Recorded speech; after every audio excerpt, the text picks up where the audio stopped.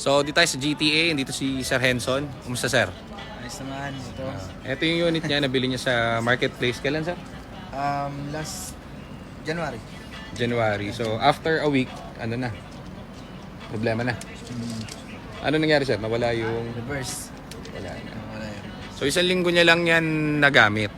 So, ito galing marketplace, hindi natin unit. So, pakita ko sa inyo yung difference nung nung unit natin dun sa unit dun. So, ito si sir, tinulungan natin kasi nag-message siya dun sa page.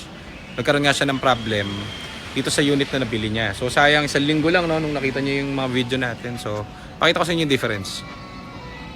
So, ito yung unit natin, nakuha natin sa Batangas kahapon yata. Kahapon pa.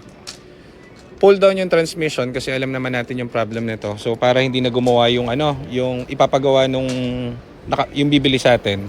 Ito yung transmission niya, order na kami ng bagong shift fork. So kahit nagawa to, ma-under naman to eh. Papalitan pa rin natin ng mga bago.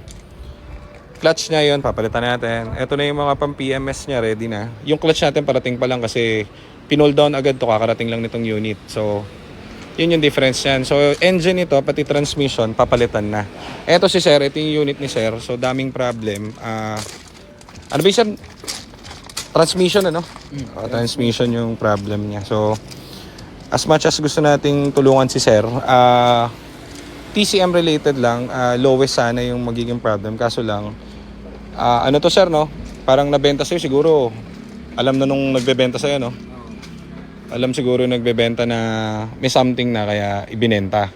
Ang mangyari ngayon, si sir, kasi umaandar nung nabili mo, no? Okay naman nung tinest drive. Okay nung tinest drive. So ngayon, ang mangyari doon, si sir ang mag-shoulder nung lahat ng papagawa dito. Ang problem, chinek na namin lahat yung pinaka-lowest na pwedeng i-repair dito. Kaso lang, hindi umubra.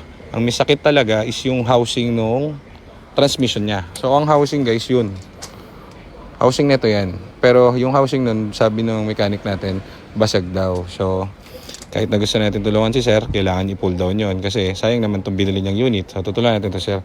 Bababa natin yung transmission. Kaso nga, ang sistema, nagbayad ka ng, magkano sir? 200, magkano nabili? 190. 190. So, ang difference nun, 190 to.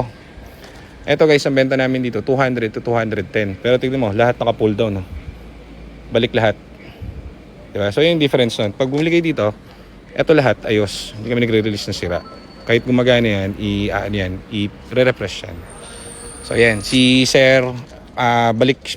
Kailan ka babalik, Sir? Sige, ano muna natin, quote muna natin kung ano yung magagawin. Pero yun nga, nakabili na siya, napagastos pa siya. So, yun yung sinasabi ko sa inyo, mag-iingat kayo sa mga ganun. Tignan nyo maigi mga binibili yung unit. Okay? Ayun muna.